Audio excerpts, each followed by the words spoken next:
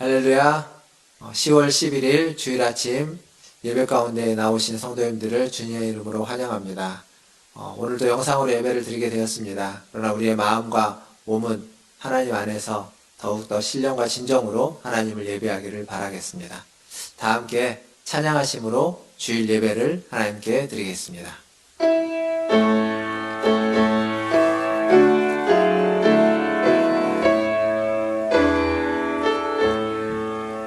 찬양하라 내 영혼아, 찬양하라 내 영혼아, 온 마음과 정성 다하여 주 찬양하라. 경배하라 내 영혼아, 경배하라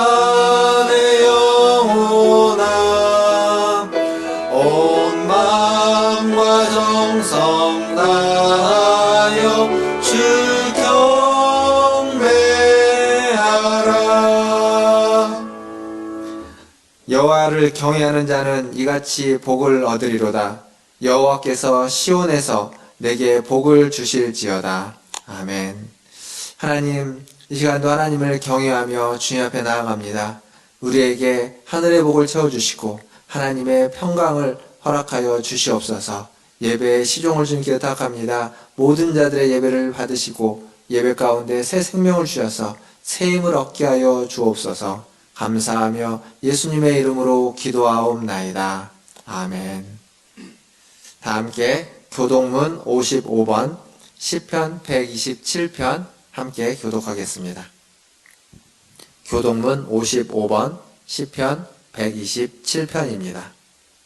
교독하겠습니다. 여호와께서 집을 세우지 아니하시면 세우는 자의 수고가 헛되며 여호와께서 성을 지키지 아니하시면 파수꾼의 깨어 있음이 헛되도다. 너희가 일찍이 일어나고 늦게 누우며 수고의 떡을 먹음이 헛되도다. 그러므로 여호와께서 그의 사랑하시는 자에게는 잠을 주시는도다. 보라, 자식들은 여호와의 기업이요 태의 열매는 그의 상급이로다. 젊은 자의 자식은 장사의 수중의 화살 같으니 이것이 그의 화살통에 가득한 자는 복되도다. 그들이 성문에서 그들의 원수와談판할 때 수치를 당하지 아니하리로다. 아멘. 사도신경으로 신앙을 고백하겠습니다. 전능하사 천지를 만드신 하나님 아버지를 내가 믿사오며 그 외아들 우리 주 예수 그리스도를 믿사오니 이는 성령으로 잉태하사 동정녀 마리아에게 나시고 본디오 빌라도에게 고난을 받으사 십자가에 못 박혀 죽으시고 장사한 지 사흘 만에 죽은 자 가운데서 다시 살아나시며 하늘에 오르사 전능하신 하나님 우편에 앉아 계시다가 저리로서 산자와 죽은 자를 심판하러 오시리라. 성령을 믿사오며 거룩한 공회와 성도가 서로 교통하는 것과 죄를 사하여 주시는 것과 몸이 다시 사는 것과 영원히 사는 것을 믿사옵나이다. 아멘. 다 함께 393장 찬양하겠습니다.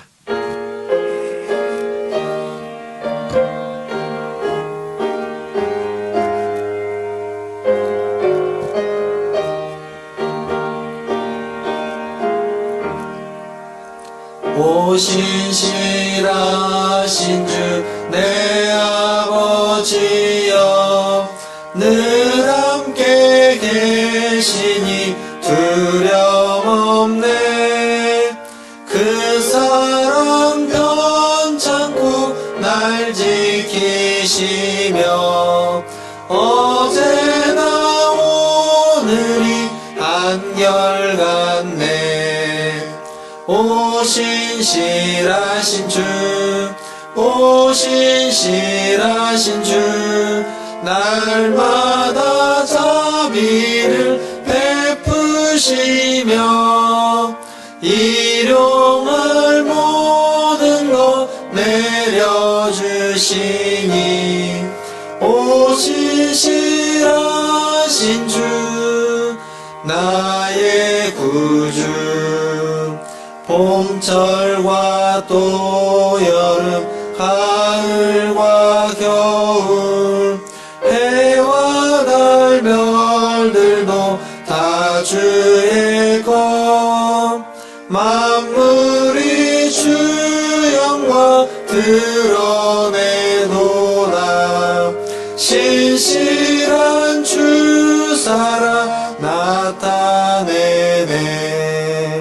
오 신실하신 주 오 신실하신 주 날마다 자비를 베푸시며 일용할 모든 것 내려주시니 오 신실하신 주 나의 구주 내 죄를 사하여 안위하시고 주 친히 오셔서 인도하네 오늘의 힘내고 내일의 소망 주만이 만복을 내리시네 오 신실하신 주 오 신실하신 주 날마다 자비를 베푸시며 일용할 모든 것 내려주시니 오 신실하신 주 나의 구주 아멘. 우리를 대표해서 강희균 장로님 나오셔서 기도해 주시겠습니다.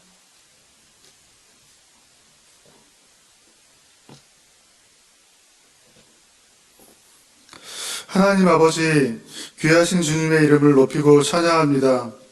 사랑하는 무너진 줄기 성도들이 오늘도 예배당에 모이지 못하였으나 주님을 기다리고 사모하는 마음으로 각 가정에서 주님께 기도하고 예배합니다. 이 시간 성령이 하나 되게 하시는 교통하심으로 각 가정에서 고개 숙인 우리들 모두가 주의 이름으로 하나 되게 하시고 오늘도 예배를 통해 내려주시는 은혜와 사랑으로 새 힘 얻게 하여 주시옵소서. 코로나19의 시간이 길어지고 있습니다. 어쩌면 이제는 코로나19의 종식보다 코로나19 속에서 어떻게 살아가야 할지를 고민해야 하는 건 아닌가 하는 생각이 들기도 합니다. 바라옵기는 속히 코로나19 백신과 치료제가 개발되어 온 나라가 안정을 찾게 도와주시고 코로나19 이후 변화하는 환경 속에서 우리 인류가 국가와 인종과 계층을 넘어서 함께 협력하고 함께 살아가는 방법을 찾아가게 하여 주시옵소서. 우리 각 사람을 눈동자와 같이 지키신 하나님, 비대면 예배가 길어지며 문득문득 믿음의 가장 근본적인 질문을 마주하게 됩니다. 나는 정말 하나님을 사랑하고 있는지, 나는 정말 예배를 사모하고 있는지, 나는 정말 교회의 지체들을 내 몸과 같이 사랑하고 있는지, 코로나19의 시간을 통해 무너진줄기의 모든 성도들이 각자의 믿음을 다시 한번 되돌아보고 하나님께 대한 예배에 대한 교회와 성도들에 대한 사랑의 마음을 다시 한번 회복하는 회복의 시간을 허락하여 주시옵소서.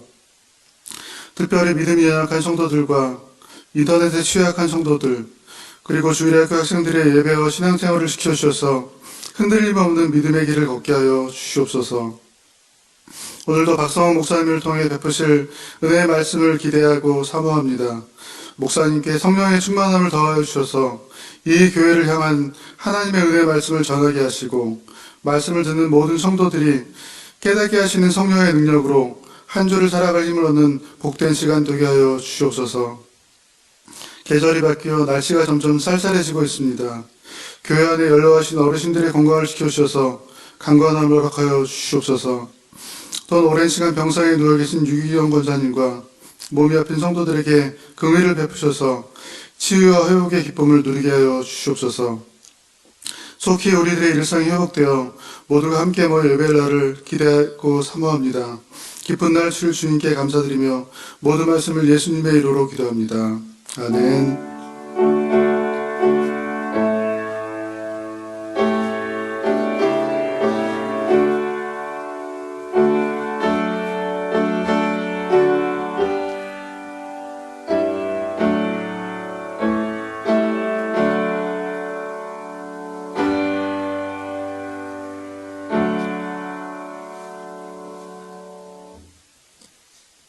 교회 소식 전해드리겠습니다.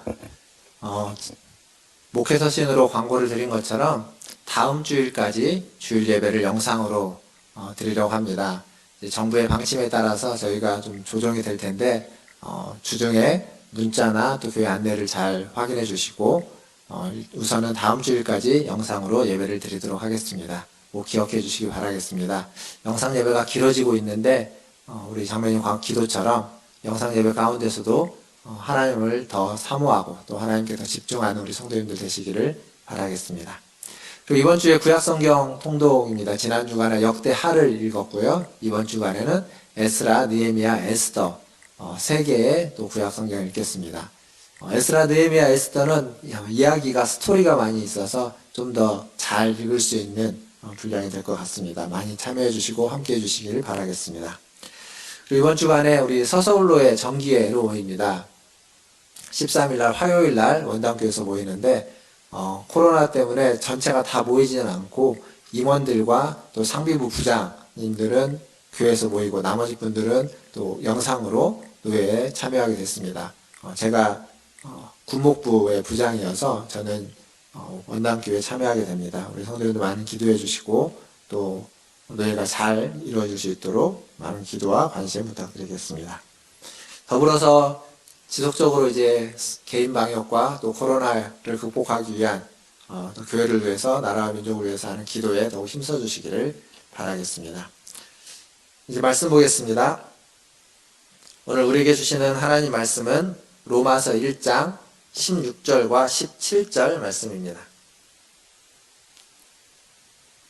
로마서 1장 16절과 17절 말씀 함께 읽도록 하겠습니다. 16절입니다.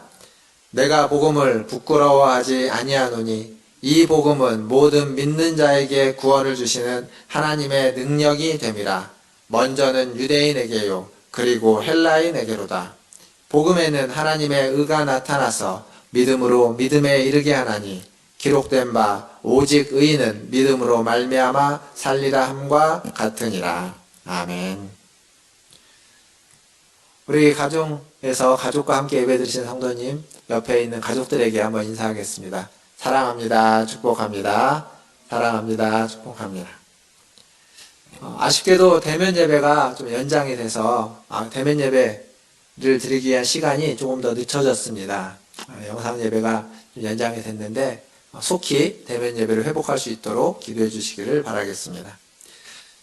지금 로마서 말씀을 저희가 살펴보고 있습니다. 1장을 좀 자세히 살펴보고 있는데 지난주 15절과 16절 중심으로 살펴봤습니다.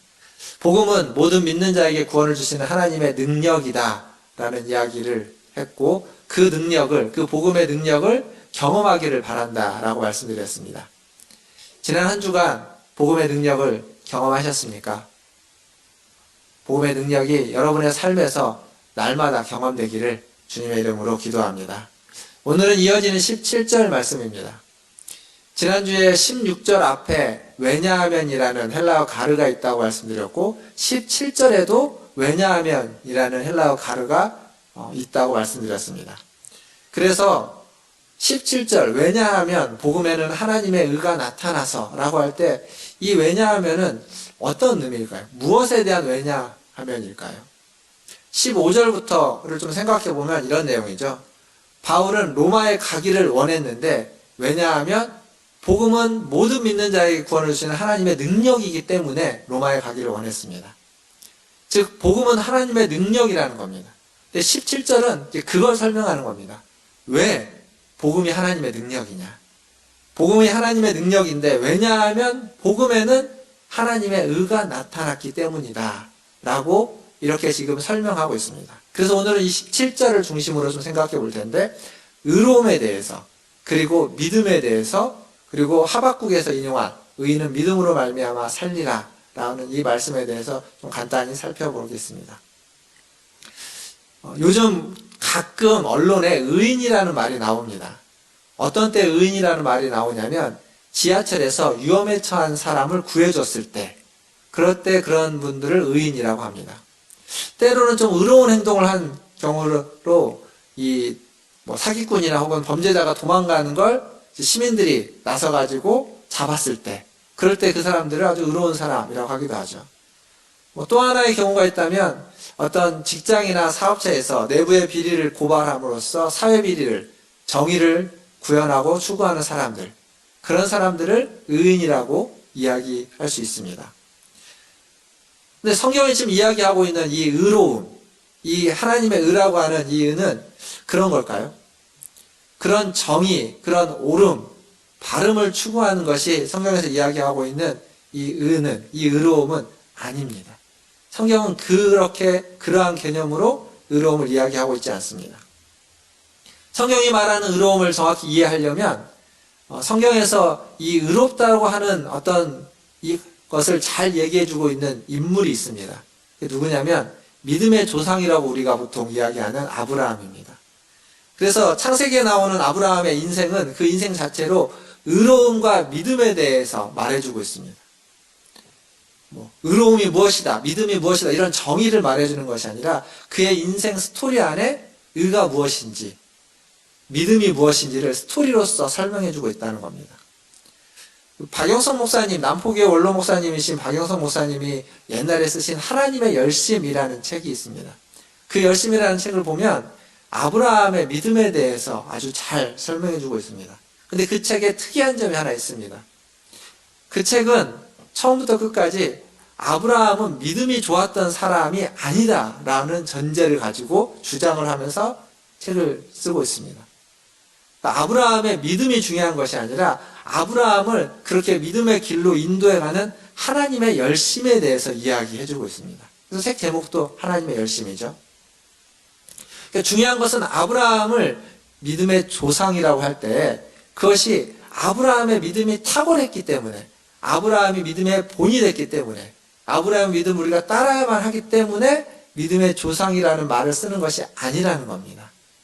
아브라함의 믿음이 아주 좋았다라고 하는 의미에서 믿음의 조상이라고 이야기하는 것이 아니라 아브라함의 인생을 통해서 믿음이 무엇인지를 가장 정확하게 보여주었기 때문에, 보여주고 있기 때문에 믿음의 조상이라는 말을 쓰고 있다는 거죠.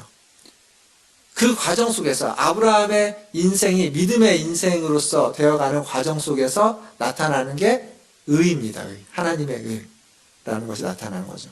그러니까 아브라함의 인생을 좀 크게 간단히 좀 생각해 보면 아브라함은 갈대아 우르에서 살다가 거기에서 나와가지고 하란에 머물게 됩니다.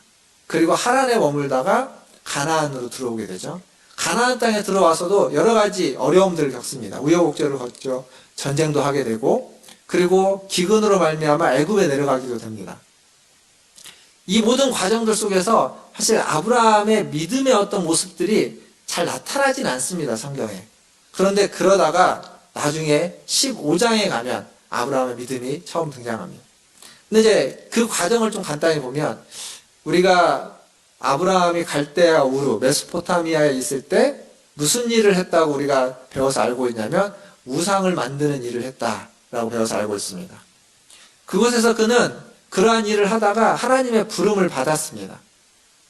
그런데 이제 학자들이 이야기할 때 그런 얘기를 합니다. 아브라함이 그 갈대아 우르에서 하나님의 부름을 받았을 때 그가 자기를 부른 분이 하나님이라는 인식이 제대로 없었다. 어떤 신이 자기를 불러서 여기를 떠나서 어디라고 가라고 명령하는 것을 들었고 그것에 따라서 그는 움직였다. 근데 그것이 거부할 수 없는 명령이어서 움직였다는 거죠. 그런데 그 움직임을 주도한 사람이 구약에 보면 아브라함의 아버지인 데라로 나옵니다. 데라가 아브라함과 그의 가솔들을 다 이끌고 갈대아 우르를 떠나서 이동을 하다가 하란에 머물게 되는 거죠. 근데 하란에 잠깐 머물려고 했는데 하란에 오랫동안 머물게 되는 겁니다. 데라라는 이름의 뜻이 지체하는 자, 지연시키는 자라는 이름의 뜻이 있다고 합니다. 그러니까 데라는 자신의 이름처럼 지금 갈대아 우르를 떠나온 건 가나안 땅으로 가기 위한 것인데 가다가 하란이라는 곳에서 오랫동안 지체하게 되는 거죠. 그리고 데라가 죽습니다. 창세기 11장 마지막 절에 데라가 죽자 다시 하나님이 아브라함을 부릅니다. 그게 창세기 12장 1절부터 우리가 아는 말씀이죠. 창세기 12장 1절부터 4절까지를 제가 한번 읽어보겠습니다. 잘 한번 들어보십시오. 데라가 죽고 난 뒤에 아브라함을 부르시는 말씀입니다. 여호와께서 아브라함에게 이르시되 너는 너의 고향 친척과 아버지의 집을 떠나 내가 내게 보여줄 땅으로 가라. 내가 너로 큰 민족을 이루고 내게 복을 주어 내 이름을 창대하게 하리니 너는 복이 될지라. 너를 축복하는 자에게는 내가 복을 내리고 너를 저주하는 자에게는 내가 저주하리니 땅의 모든 족속이 너로 말미암아 복을 얻을 것이라 하신지라. 이에 아브라함이 여호와의 말씀을 따라갔고 롯도 그와 함께 갔으며 아브라함이 하란을 떠날 때에 75세였더라. 그러니까 이 말씀을 듣고 아브라함이 하란을 떠나가는 겁니다. 하란을 떠나서 이제 하나님이 지시하실 땅으로 인도하게 되는 거죠. 물론 그렇게 해서 가나안 땅에 아브라함이 들어왔지만 그곳에서도 아브라함은 실수를 많이 합니다. 기근이 있을 때 고민도 없이 애굽으로 가죠. 애굽에서 또 자신의 아내를 누이라고 속이면서 큰일을 치를 뻔하기도 합니다. 전쟁이 있기도 하고 또 전쟁에서 이기기도 하죠. 멜기세덱을 만나서 그에게 또 예물을 드리기도 합니다. 그러니까 이런 모든 일을 겪다가 15장에 왔을 때 아브라함이 하나님을 믿었다라는 말씀이 처음 등장합니다. 창세기 15장 6절에 보면 아브라함이 여호와를 믿으니 여호와께서 이를 그의 의로 여기시고, 그 전까지 아브라함이 여호와를 믿었다는 말씀이 등장하지 않습니다. 여기서 처음 등장을 합니다. 이게 무슨 의미냐면 이렇게 이해할 수 있습니다. 그 모든 동물 중에 가장 양육 기간이 긴 동물이 있다면 사람이라고 하죠. 사람은 아이가 태어나면 아주 오랜 시간 양육을 하게 됩니다. 근데 뭐 오랜 시간 양육을 따라서 어렸을 때만 생각해 봐도 처음 아이가 태어나면 누워만 있죠. 누워만 있어도 그렇게 이쁩니다. 표정이 없다가 표정을 한 번 지으면 더 예쁘죠. 그러다가 이제 좀 몇 개월 지나면 아이가 뭘 하냐면 뒤집기라는 걸 합니다. 가만히 누워 있다가 어느 순간 이렇게 움직이다가 몸을 뒤집는 거죠. 뒤집기를 하기 시작합니다. 뒤집기를 하고 난 다음에는 그 다음부터는 이제 고개를 가누기 위해서 고개를 이렇게 뻣뻣하게 들려고 막 하죠. 그러니까 아이를 볼 때는 그냥 바둥바둥 거리는 건데 그게 이제 고개를 들고 다리를 들고 하면서 몸에 조금씩 힘을 얻게 되는 겁니다. 그 다음에는 어떻게 되냐면 배밀이라고 하죠. 배로 이제 밀고 다니는 거죠. 아직 팔다리에는 힘이 없으니까 기어 다니지는 못하고 배밀이를 하다가 힘이 좀 더 생기면 이제 팔 다리를 네 발로 기어 다니는 거죠. 기어 다닙니다. 그렇게 조금씩 힘을 썼다가 어느 순간 한 돌 전으로 그때쯤에서 어느 순간 두 발로 일어서서 인생의 첫 발을 떼는 겁니다. 그걸 지켜보는 거죠. 어느 날 보다가 엄마가 혹은 아이를 돌보는 할머니 그걸 보는 거죠. 얼마나 특별한 경험이겠습니까? 그러면 그 아이를 보면서 아이한테 뭐 온갖 칭찬을 다 하죠. 뭐 다 컸다느니, 훌륭하다느니, 기특하다느니, 장하다느니 온갖 칭찬을 다 합니다. 아이가 한 게 뭐 있습니까? 그때까지 그렇게 아이가 자라나는 동안 그 아이를 돌보고 아이를 양육하고 아이를 먹이고 입히고 씻기고 하는 모든 일들은 다 엄마나 할머니나 아이를 돌보는 사람이 했습니다. 아이가 한 게 하나도 없습니다. 그런데 힘을 얻어서 좀 일어난 것만으로 칭찬은 누가 다 받냐면 그 아이가 다 받습니다. 마치 뭐와 똑같냐면 생일은 그 어머니가 우리를 태어나게 한 날인데 생일날 선물은 어머니가 받지 않고 고생한 어머니가 받지 않고 생일 당사자가 선물을 다 받게 되죠. 축하를 다 받게 되는 겁니다. 그것과 똑같은 겁니다. 이게 바로 아브라함이 여호와를 믿으니 하나님이 그것을 의로 여겼다라는 의미입니다. 아브라함이 한 게 없습니다. 하지만 아브라함이 믿는다고 고백한 것 때문에 하나님이 아브라함을 칭찬하는 겁니다. 그게 의입니다. 여기서 등장하는 의. 그러니까 그 의는 아브라함이 만들어낸 게 아니에요. 그냥 그동안에 하나님 해오셨던 것들을 받아들이고 따라감으로써 그가 얻는, 그에게 주어진 격려이고 위로이고 신실함입니다. 그것을 하나님의 의라고 이야기하는 겁니다. 아브라함의 인생은 하나님이 이끄신 인생입니다. 아마 모르긴 몰라도 아브라함을 갈대아 우르에서 부르기 이전부터 하나님은 아브라함을 알고 있었을 것이고 관심이 있었고 때가 되어서 아브라함을 불렀겠죠. 하란에 있을 때에도 거기에 오랫동안 머물러 있으면 안 되는데 그 데라가 있는 동안 그럴 수가 없어서 오랫동안 기다리셨을 겁니다. 그러니까 끊임없이 하나님은 아브라함의 인생에 관심을 갖고 있었고 계속 보고 있었습니다. 그러니까 아브라함의 인생의 발걸음은 겉으로 보기에는 아브라함이 주도한 것 같고 갈대아 우르를 떠날 때는 아버지 데라가 주도한 것 같지만 실상은 하나님이 다 주도해 오셨다는 겁니다. 가나안 땅에 들어와서 그가 실수를 하면서 우여곡절 할 때에도 하나님이 다 간섭하셔서 그 모든 일들을 다 극복해 가게 하신다는 거죠. 아브라함은 그냥 따르기만 한 겁니다. 하나님의 인도를 따라갔고 어쩔 수 없어서 그렇게 선택을 했고 살려고 했던 건데 그 모든 과정들 속에 하나님이 간섭하셨고 하나님이 일하셨고 그리고 그렇게 살다가 15장에 갔을 때 아브라함은 하나님을 믿는다라는 그의 고백을 하게 된 겁니다. 근데 그렇게 고백을 하자 하나님은 그것을 의로 여겨주셨다는 겁니다. 너는 정말 의인이구나. 너는 의로운 자다. 라고 하나님이 칭찬해 주시고 격려해 주시고 믿어주신 겁니다. 그러니까 이 의라는 것이 뭔가가 내가 아주 훌륭한 일을 했기 때문에 남을 살렸기 때문에 거창한 일을 했기 때문에 의로운 일을 했기 때문에 주어진 의가 아니라 하나님이 간섭하면서 만들어간 것을 잘 따라왔기 때문에 그 따라온 것만으로 칭찬받는 칭찬입니다. 이게 의라는 겁니다. 그래서 성경에서 이야기하는 의로움은 옳음이나 정의가 아니라 하나님의 칭찬 그리고 하나님의 신실하심이라고 이야기할 수 있습니다. 하나님이 다 만들어서 떠먹여 주는 겁니다. 다 만들어서 떠먹여 주는 거 그냥 받아 먹고 받아 잘 먹으니까 너 정말 잘했구나. 너 정말 훌륭하구나. 너는 정말 잘 먹는구나. 라고 하는 표현. 그게 하나님의 의라는 겁니다. 근데요. 아무리 다 만들어서 떠먹여줘도 안 먹는 사람들도 있습니다. 다 하나님을 간섭해주고 했어도 마지막까지 안 하는 사람들도 있습니다. 거부하는 사람들도 있죠. 그래서 믿음이 중요한 겁니다. 믿음이라는 것은 그것을 거부하지 않고 하나님이 만들어주신 것, 하나님이 베풀어주시는 그 호의를, 그 은혜를 받아들이는 겁니다. 떠먹여주는 것을 떠서 먹여주면 그것을 먹어서 얌얌얌 씹는 것, 그게 믿음인 겁니다.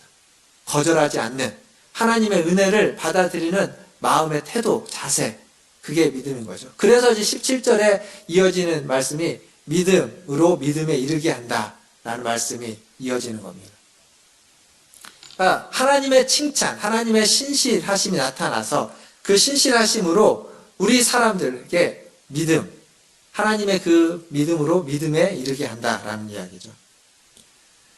이 믿음으로 믿음에 이르게 한다라는 표현에 대한 신학자들의 설명도 굉장히 다양합니다. 성경의 번역본도 조금씩 그 의미가 다르게끔 번역해놨는데 그 자세한 것들은 이제 후에 성경을 공부하거나 로마서 공부할 때 직접적으로 좀 더 얘기하겠지만 오늘 말하고 싶은 건 이 믿음으로 믿음에 이르게 한다고 할 때 하나님의 믿음으로 사람의 믿음이 만들어지게 간다라는 의미로 좀 생각해 보면 좋겠습니다. 결국 아브라함은 인생을 통해서 의로움과 믿음을 경험하게 되는데 그것을 한 번 더 설명해 보면 이렇습니다. 복음은 아브라함이 하나님을 믿는 것으로 말미암은 것이 아니라 하나님이 아브라함에게 보여준 하나님의 믿음, 하나님의 신실하심을 아브라함이 받아들임으로 그래서 그것을 그가 받아들이고 고백한 것을 믿음으로 의로움으로 여겨주게끔 만드는 것. 그게 바로 복음이라는 거죠. 그러니까 이 고백의 순간이 갑자기 나오는 것 같지만 이렇게 믿는다라고 하는 것이 갑자기 나오는 것 같지만 사실은 아주 오랫동안 하나님이 함께 하시면서 간섭한 결과물이라는 겁니다. 때로는 우리가 어려움에 처할 때, 때로는 우리가 힘들 때, 불 가운데 있을 때, 물 가운데 있을 때, 그때도 하나님이 함께 하시면서 우리를 지키시고 보호하여 주시다가 그것을 깨닫는 순간, 아니 깨닫지 못하더라도 그 어려운 가운데 있을 때 하나님 없으면 나는 못 살겠다. 하나님 없으면 저는 안 됩니다. 라고 하는 그 고백, 그것을 하나님은 믿음으로 여겨주신다는 겁니다. 그렇게 해서 우리를 믿음으로, 의로움으로 인도하시고 이끌어 주신다는 거죠. 이것을 하나님이 확실하게 보여준 것이 무엇이냐면 그리스도의 십자가입니다. 십자가. 로마서 8장 32절에 가보면 이런 말씀이 있죠. 자기 아들을 아끼지 아니하시고 우리 모든 사람을 위하여 내주신 이가 어찌 그 아들과 함께 모든 것을 우리에게 주시지 아니하겠느냐 라는 말씀이 있습니다. 아들을 아끼지 않고 내어주신 것, 십자가를 이야기하는 겁니다. 그 십자가를 주신 것은, 그 십자가는 하나님이 우리를 새롭게 하고 만들어주신다는, 모든 것을 주시겠다고 하는 확실한 담보물인 겁니다. 담보물. 확실한 약속이자 보증이라는 거죠. 그러니까 뭐가 같냐면 우리가 어떤 건물을 산다면, 어떤 집을 사거나 땅을 사면 계약금이라는 걸 내죠. 그 집값의 보통 10% 정도를 계약금으로 냅니다. 계약금은 내가 이걸 사겠다고 하는 약속입니다. 그런데 계약금을 냈지만 그곳을 팔려고 하는 사람의 마음이 바뀌거나 또 무슨 일이 있어서 계약이 파기되는 경우도 있을 수 있습니다. 근데 내가 정말 저 건물을, 저 땅을 사고 싶으면 계약을 할 때 계약금을 내고 중도금을 내고 잔금을 내는데 그걸 그냥 그 자리에서 한 번에 다 지불해버리는 겁니다. 100% 다. 100% 다 지불하는 이유는 그 팔려고 하는 사람의 마음이 바뀔까봐. 혹시라도 마음이 바뀌어서 안 팔려고 할까봐 다 지불해서 그 자리에서 끝내버리는 겁니다. 확실하게 사겠다는 의지인 거죠. 절대 나는 양보하지 않겠다. 이건 내가 반드시 사겠다라는 의지의 표명인 겁니다. 십자가가 그겁니다. 십자가는 하나님이 우리를 구원해 주시겠다고 하는 하나님의 의지의 표현입니다. 자기 아들을 아끼지 아니하시고 내어주시니까. 자기에게는 가장 소중한 것을 내어줬습니다. 약속으로 주신 겁니다. 어떻게 하겠다고? 다른 이들을, 하나님의 백성들을, 사람들을 구원하겠다고 하는 확실한 약속으로, 확실한 보증으로 100%를 내버린 겁니다. 더 이상 낼 필요가 없을 만큼. 하나님을 절대 포기하지 않겠다는 거죠.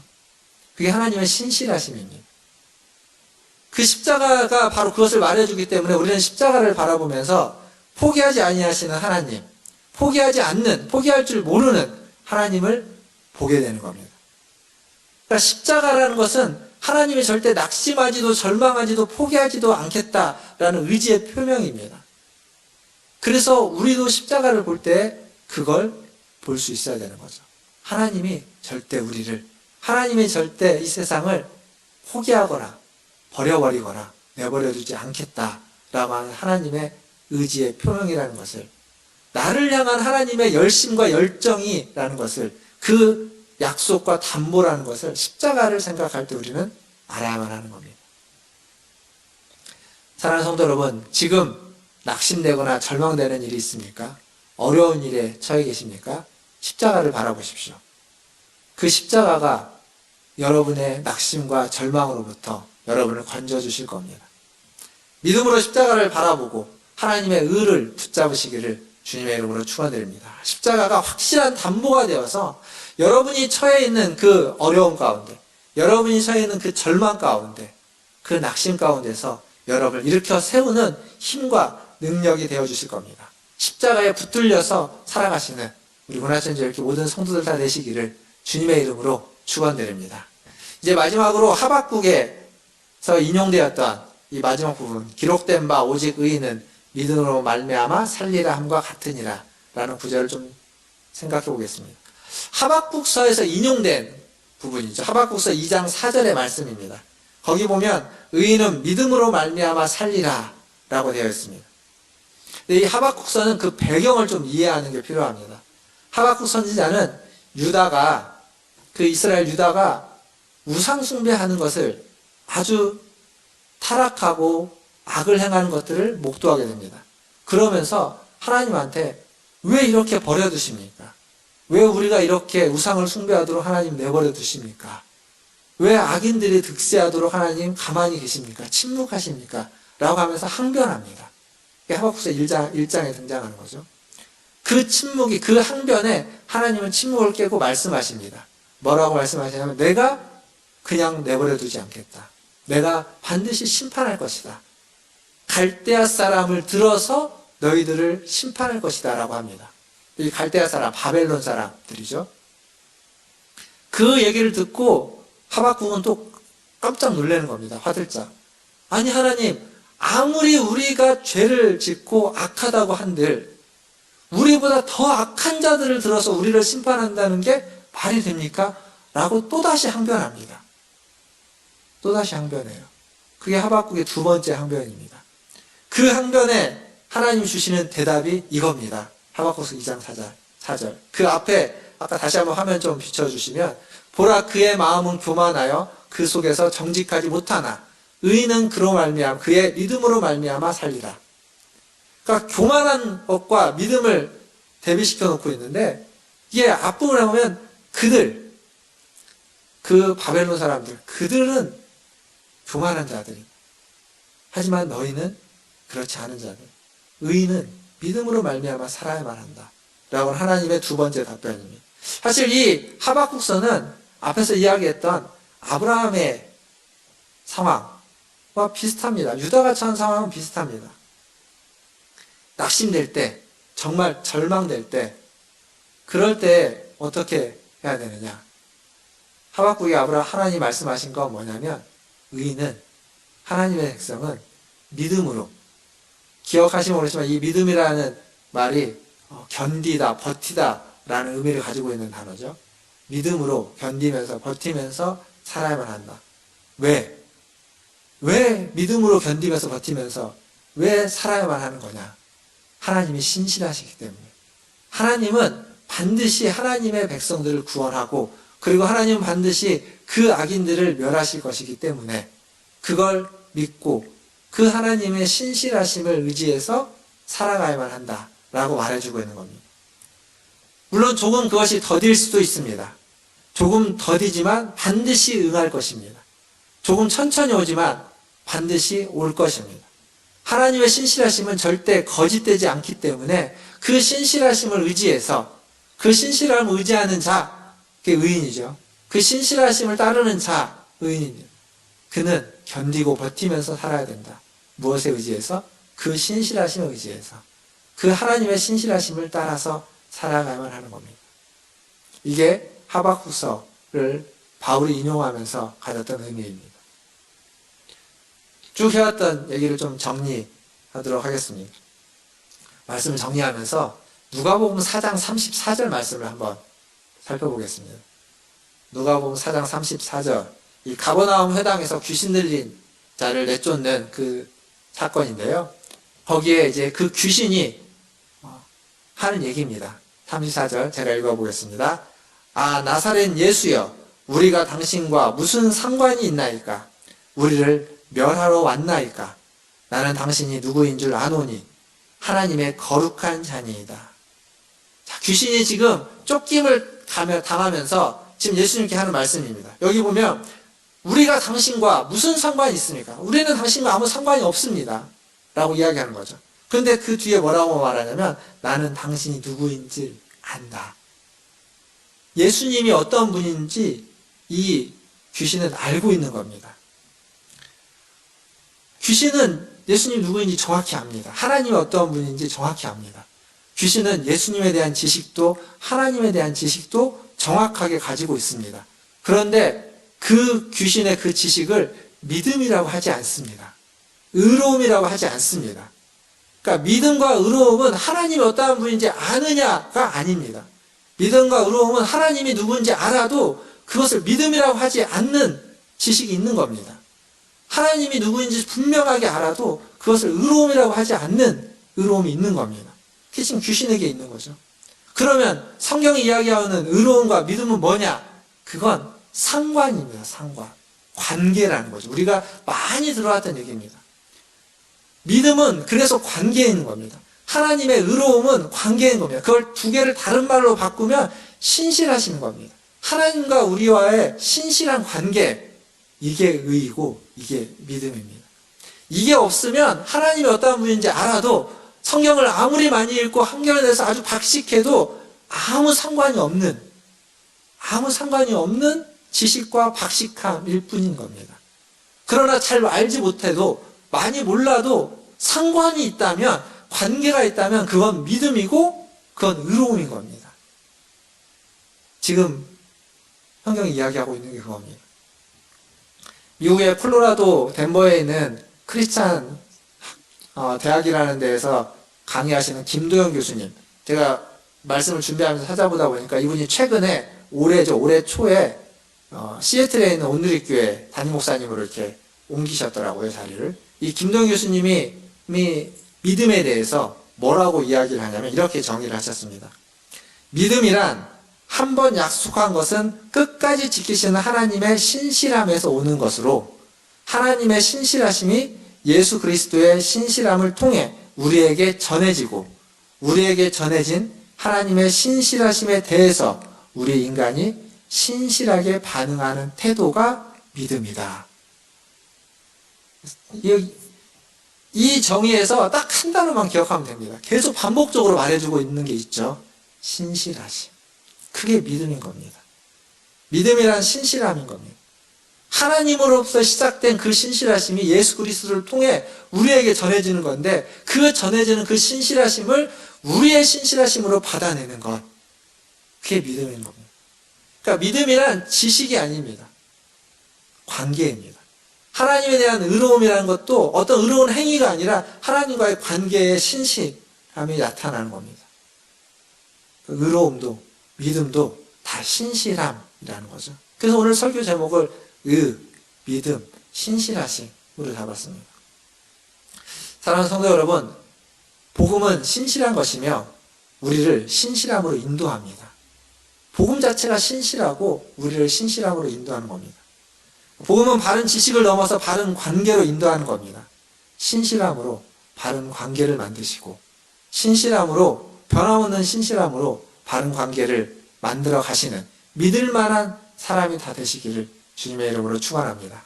하나님과의 관계에서 신실하시고 다른 사람과의 관계에서 신실하셔서 그 신실한 자세와 태도로 매일매일을 살아가시는 저와 여러분 되기를 주님의 이름으로 축원드립니다. 기도하겠습니다. 기도하실 때 말씀을 기억하시면서 함께 기도하겠습니다. 믿음이란, 의로움이란 신실함입니다. 하나님을 알아도 신실하지 않다면 믿음이 없습니다. 하나님을 알아도 하나님과 관계가 없다면 아무것도 아닙니다. 의로운 행동을 했어도 하나님과 관계가 없다면, 하나님과 상관이 없다면 아무것도 아닙니다. 그러나 내가 부족해도, 내가 잘 알지 못해도 신실하게 하나님을 향한 마음의 태도와 자세를 가지고 있고 그렇게 살아가기를 원한다면 그것이 바로 믿음의 삶입니다. 지금 어려운 때 우리의 믿음이 어디에 있어야 될까요? 신실함을 지켜가시고 지금보다 더욱 신실하시게 하나님 앞에서 삶을 살아가시는 저와 여러분 되기를 바라겠습니다. 그러한 마음으로 우리 함께 기도하시고, 또 코로나가 잘 극복되어지고 코로나 시대에도 믿음이 흔들림 없이 신실하게 수 있기를 위해서 우리 같이 한 목소리로 1-2분 정도 기도하겠습니다. 기도합니다. 하나님, 이 시간 하나님의 은혜를 구합니다. 하나님, 우리에게 하나님이 말씀 통해서 복음에는 하나님의 의가 나타났어요. 믿음으로, 믿음에 이르게 한다고 하셨습니다. 의인은 믿음으로 말미암아 것과 같다고 하셨습니다. 주님, 우리가 신실하게 살아가게 하여 주시옵소서. 우리가 신실하게 그 복음을 아버지 하나님 따르며 아버지 하나님 복음에 나타난 그 하나님의 의로움을 추구하며 믿음으로 살아가는, 신실함으로 살아가는 우리 모두가 되게 하여 주시옵소서. 아버지 하나님, 보지 못하고 있습니다. 만나지 못합니다. 답답한 것이 있습니다. 때로는 억울하기도 하고 아쉽기도 하고 하는 여러 가지 것들이 아버지 하나님 생기는 때가 있습니다. 이러한 아버지 하나님 속에서 하나님을 향한, 아버지 하나님 또 교회를 향한, 또 세상을 향한, 또 다른 이웃들과 사람들을 향한 그 신실함을 하나님 수행하고 지켜나갈 수 있도록 주님 도와주시옵소서. 신실한 자가 도와주시옵소서. 하나님 바른 관계를 위해서 신실하게 말하고 행동하고 뜻도하고 아버지는 살아가고 살게 하여 주시옵소서. 하나님이 약속하신 것을 지키실 거라는 것을 신실한 그 하나님을 믿는 믿음으로 그 신실하신 하나님을 드리고 그 하나님의 말씀을 따라 신실하게 살아가는 우리 모든 성도들 되게 하여 주시옵소서. 하나님, 부득이하게 이렇게 교회에서 모이지 못하지만 하나님 있는 곳에 신실하신 하나님을 찾아가 주시고 또 하나님을 신실함으로 바라보며 하나님 이 주일 예배 영상으로 드리지만 신실하게 하나님 앞에서 예배 드리게 하시고 그래서 믿음이 이전보다 더 빛나며 믿음이 이전보다 더 하나님 깊어지며 믿음이 이전보다 더 커지며 믿음이 이전보다 더 풍성해져 갈 수 있도록 도와주시옵소서. 하나님, 우리의 믿음이 하나님의 신실함으로 말미암아 주어진 믿음인 것을 고백합니다. 또한 그 믿음을 수납하고 그 믿음을 따르기에 더욱더 우리 또한 신실한 태도와 자세를 갖게 하여 주시옵소서. 오늘도 주님 앞에 예배를 드립니다. 주님, 이 예배의 자리를 신실하게 지키게 하시고 이 예배의 자리에서 예배를 드릴 때 우리의 마음과 우리의 생각과 우리의 모든 태도가 하나님께 온전히 집중되어서 신령과 진정으로 하나님을 예배하는 신실한 예배자가 되게 하여 주시옵소서. 하나님, 이 자리뿐만 아니라 한 주간을 살아가는 그 삶의 자리에서도 하나님의 백성으로 하나님이 약속하신 것들을 붙잡고 신실하게 살아가는 하나님의 백성들, 하나님의 자녀들 다 되게 하여 주시옵소서. 하나님 앞에서 또 사람들 앞에서 또 교회 가운데서 하나님 더욱 신실한 우리 문화선제일교회 성도들 되게 하여 주시고 코로나19가 우리에게 주는 그 신실함을 아버지 하나님 신실함의 은혜를 받을 수 있는 통로가 되게 하셔서 더욱 신실한 자로 살아갈 수 있도록 인도하여 주시옵소서. 모든 것을 주님께 의탁하며 우리 구주 예수님의 이름으로 기도하옵나이다. 아멘. 이제 주일 예배를 영상으로 드리는데 영상으로 드리는 것에 유익한 점이 하나 있습니다. 그게 뭐냐면 설교를 한 번만 듣고 끝나지 마시고 설교만이라도 한 번 더 들으셔서 첫 번째 다 못 들었던 내용들 좀 같이 나누시고 같이 보시고 집중하시면 그러면 말씀 속에서 더 많은 은혜를 받을 수 있을 겁니다. 반복해서 들으셔서 더 많은 은혜를 받으면 좋겠다라는 생각이 듭니다. 그래서 영상을 잘 활용하시기를 바라겠습니다. 다 함께 찬양하시면서 우리 384장 찬양하시면서 준비하신 예물 하나님께 드리겠습니다.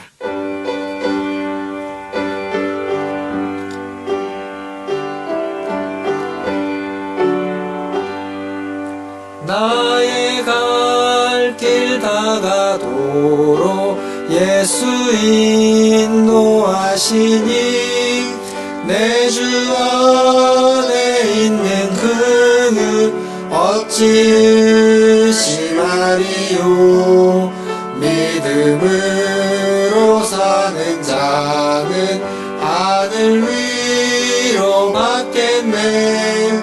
무슨 일을 만나든지 만사형통하리라. 무슨 일을 만나든지 만사형통하리라. 나의 갈 길 나가도록 예수 인도하시니 어려운 일 당한 때도 족한 은혜 주시네. 나는 신이 고단하고 영혼 매우 가난하. 나의 앞에 반석에서 샘물 나게 하시네. 나의 앞에 반석에서 샘물 나게 하시네. 나의 갈 길 나가도록 예수 인도하시니 그의 사랑 어찌 큰지 말로 알 수 없도다. 성령 감화 받은 영혼 하늘 날아갈 때에 영영 부를 나의 찬송 예수 인도하셨네. 영영 부를 나의 찬송 예수 인도하셨네.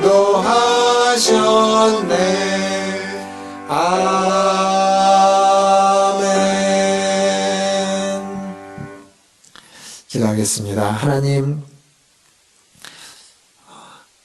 앞에 나아갈 때 우리가 찬양하며 하나님을 부르며 나아가게 하시고 날마다 그 하나님의 신실하신 가운데 거하며 살아가게 하여 주시옵소서. 오늘도 예배 가운데 나올 때 빈손으로 오지 않고 하나님께 귀한 예물을 드리게 하시니 감사합니다. 이 예물이 쓰이는 곳마다 하나님의 나라가 임하며 하나님의 신실하심이 임하게 하시고 하나님의 예물을 통하여서 하나님의 놀라운 은혜가 펼쳐져 가게 하여 주시옵소서. 또한 예물을 드린 손길 위에 함께 하셔서 날마다 그들의 삶을 신실하게 인도하시고 그들 또한 그 손길 또한 그 인생 또한 하나님이 원하시는 삶을 살아가는데 부족함이 없도록 인도하여 주시옵소서. 부족한 것 채워주시고 하나님 바른 길로 이끌어 주시고 하나님과의 깊은 친밀함의 관계를 유지하면서 살아갈 수 있는 인생길 되게 하여 주시옵소서.